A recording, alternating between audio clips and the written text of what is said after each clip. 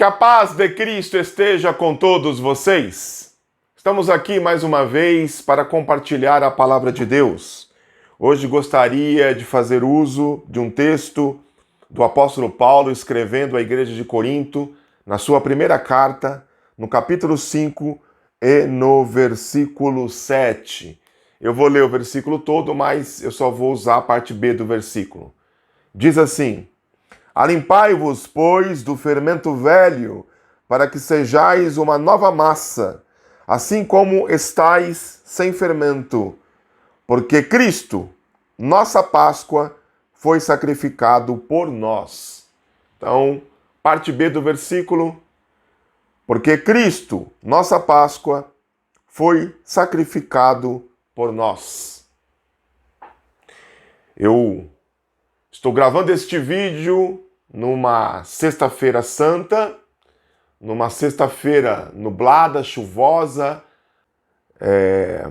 onde celebramos feriado nacional, um feriado católico, cristão, por que não dizer, denominado Sexta-feira Santa, ou Sexta-feira da Paixão, onde comemoramos a morte de Jesus Cristo na cruz do Calvário. Por que comemoramos uma tragédia? Porque essa tragédia nos deu vida, porque essa tragédia, esse ato violento, abriu acesso diretamente a Deus através do véu rasgado no templo lá quando Jesus morreu. A Páscoa, e Paulo está dizendo aqui, pregando aqui na igreja de Corinto, falando de algumas coisas na igreja de Corinto, de um pecado grave, de uma fornicação tal, que Paulo está dizendo para que eles limpem de si o fermento velho.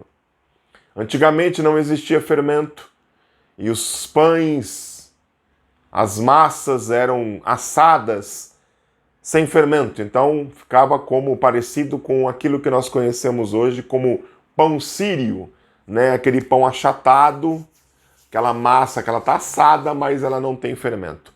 O fermento, ele serve para levedar a massa, serve para jogar ar no meio da massa, e isso faz com que a massa fique mais inchada, fique cheia de ar.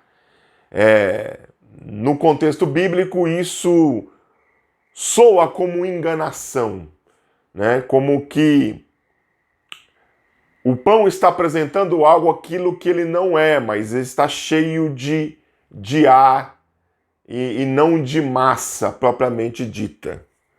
Hoje nós estamos acostumados a colocar fermento em qualquer massa, porque nós gostamos de uma massa cheia, uma massa grande, uma massa evoluída, uma massa que venha a encher a forma, por assim dizer.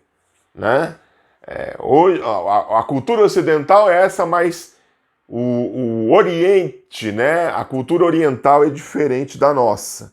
E Paulo está dizendo isso, para que a gente se limpe desse fermento, se limpe daquilo que seja mentira, daquilo que seja enganação, daquilo que seja ludibriação, para que nós sejamos em Cristo uma nova massa, livre de fermento. Que nós apresentemos aquilo que realmente nós somos. E aí ele termina dizendo, porque Cristo, nossa Páscoa, foi sacrificado por nós. A Páscoa, ela surge no contexto judaico, é uma palavra judaica, pesha, que significa passar por cima de, que diz respeito à 10ª praga enviada por Deus ao Egito, quando o povo de Israel estava cativo ao Egito. E essa 10ª praga tinha a ver com a morte de todo o primogênito, seja humano ou animal, iria morrer na noite que o anjo da morte passaria pelo Egito.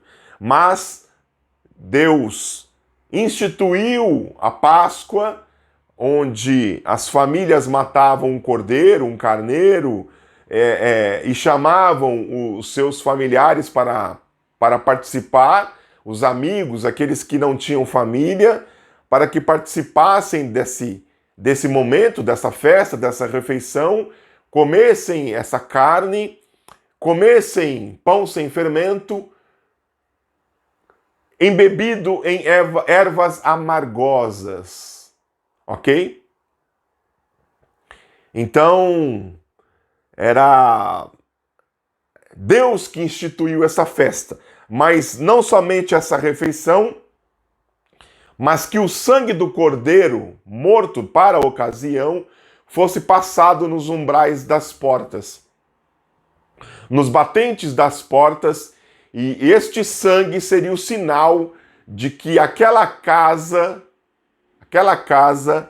estaria sob a proteção divina. Haveria naquela casa um substituto. O primogênito não haveria de morrer, porque o cordeiro já havia morrido. E quando o anjo passasse por sobre o Egito, ele mataria os primogênitos das casas onde não houvesse sangue nos umbrais. Mas nas casas que havia sangue nos umbrais, nos batentes, ele passaria por sobre de Peshá, Páscoa. É isso que a Páscoa significava e significa até hoje para o povo judeu. O judeu hoje não precisa mais colocar sangue nos umbrais, mas ele ainda pratica o cordeiro assado, o pão sem fermento, as ervas amargosas. Até hoje o povo judeu pratica isso. Quando Deus instituiu a Páscoa, ele já estava apontando para um remidor, um redentor, um substituto, alguém que morresse no lugar de. Já isso faz parte da concepção divina, desde que quando os primeiros sacrifícios começaram a ser feitos, lá desde Abel, que apresentava o melhor do seu rebanho para Deus, passando por Enos, que começou a invocar o Senhor, passando por Abraão, chegando no Egito, passando pela Páscoa, e durante todo o Antigo Testamento, esse ritual de sacrifício e de substituição, ele foi repetido inúmeras vezes, milhares de vezes, onde o sumo sacerdote entrava na época do tabernáculo, uma vez por ano, para remir o pecado do povo, para interceder pelo povo, sacrificava um cordeiro, entrava no Santo dos Santos e Deus assim perdoava os pecados do povo. Isso vez após vez, ano após ano. Mas a Bíblia diz que o sangue de cordeiros e de bodes não pode remir pecados. Tudo isso era apenas um modelo, um símbolo de algo que seria necessário. Mas isso servia como símbolo, mas não como um fato para realmente expiar os pecados de alguém. Isso só aconteceu, isso só viria a acontecer com a chegada, na plenitude dos tempos, daquele que havia sido profetizado por Deus lá a Adão, que haveria de nascer que pisaria a cabeça da serpente. Esse é Jesus Cristo, Jesus de Nazaré. É o Deus em que nós servimos. Ele sim veio com o propósito de morrer na cruz do Calvário. Viveu durante 30 anos de vida na terra e nos seus últimos 3 anos, dos 30 aos 33, exerceu o seu ministério terreno. Curou, profetizou, pregou, libertou, andou fazendo bem, mas esse não era o principal objetivo dele, o principal propósito. O principal propósito era morrer na cruz em nosso lugar. E numa quinta-feira de Páscoa judaica, na última semana de vida dele, onde domingo foi o domingo ao qual a Igreja Católica denomina Domingo de Ramos, onde ele entra em Jerusalém cheio de pompa, montado no filhote de uma jumenta. E passa-se a semana, e na quinta-feira à noite, ele celebra com os seus discípulos a Pecha judaica, a Páscoa judaica. Ele come do cordeiro. Ele come o pão sem fermento, em ervas amargosas. E ali todos os 12 discípulos com ele. Tem até uma imagem que eu compartilhei nos grupos, uma releitura desse momento com Jesus, que eu achei muito interessante essa semana, onde parece que eles estão posando para uma foto, todos felizes, celebrando a Páscoa judaica. E nessa Páscoa, ele diz que uma pessoa do seu círculo íntimo haveria de o trair. E João pergunta para ele, quem é, Senhor? E ele diz, é aquele a quem eu der o bocado molhado. E Jesus molha ali o pão naquelas ervas amargosas e dá aquele bocado para Judas Iscariotes. Esse ato que Jesus fez na Páscoa simboliza o primeiro bocado. É como nós fazemos hoje nos aniversários, em que ao cortar o bolo, depois de cantar os parabéns, todo mundo pergunta, para quem vai o primeiro pedaço? E o aniversariante dá o primeiro pedaço de bolo à pessoa que ele mais ama, a pessoa que ele mais gosta, a pessoa que tem mais influência na vida dele, ele dá aquele pedaço de bolo para essa pessoa. Foi o que Jesus fez em relação a Judas, mesmo sabendo que poucas horas depois Judas haveria de o trair. Então, depois de celebrar a Páscoa, eles celebram a ceia, que para nós cristãos fica no lugar da Páscoa, em certo sentido. E na ceia Judas já não está mais. Judas já havia saído. Ele haveria de entregar Jesus poucas horas depois. Jesus celebra a ceia. Jesus, naquele momento, faz um ato que simboliza o partir do seu corpo através do pão e o partir do seu sangue através do vinho. E acabada a ceia, eles partem para o Getsêmani para orar.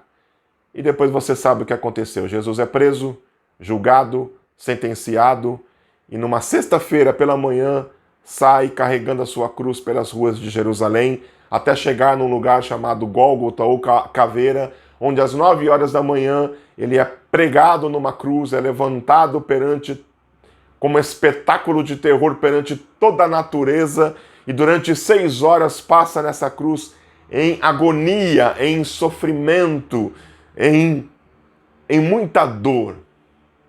E ao final das 6 horas, Jesus então proclama e brada o Tetelestai, o está consumado.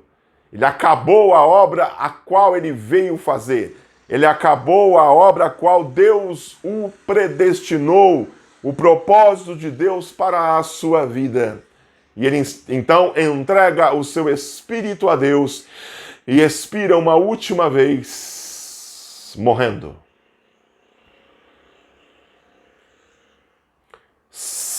3 horas da tarde de uma sexta-feira foi quando isso aconteceu. Jesus então é tirado da cruz, o corpo dele, é colocado num sepulcro novo de José de Arimateia, é envolto em lençóis e colocado nesse túmulo.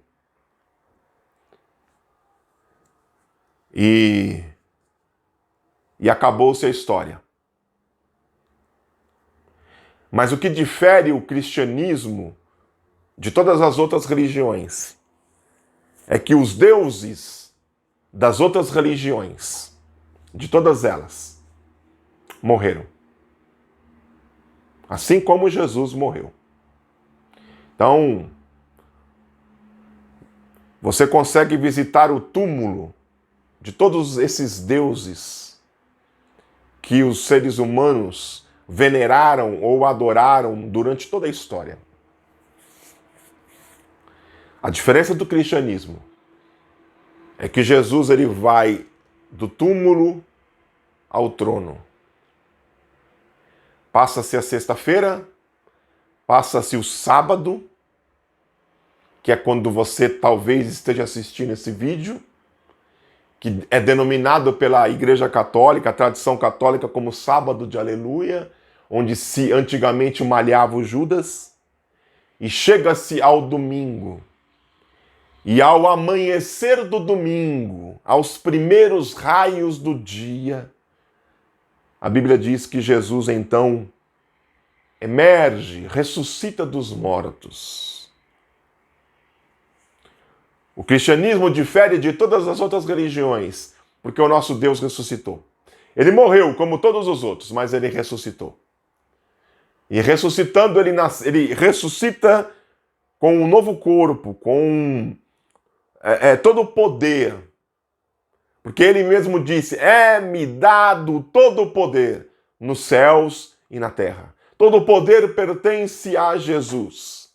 Ele ainda fica 40 dias com os discípulos, se mostrando nesta terra, nesta vida, e depois ele é assunto ao céu. Ele é recebido na glória pelos anjos, por todos, tendo cumprido o seu propósito, o seu ministério terreno. Ele foi do túmulo ao trono. E é isso que faz a diferença. E é por isso que Paulo fala que Cristo é a nossa Páscoa.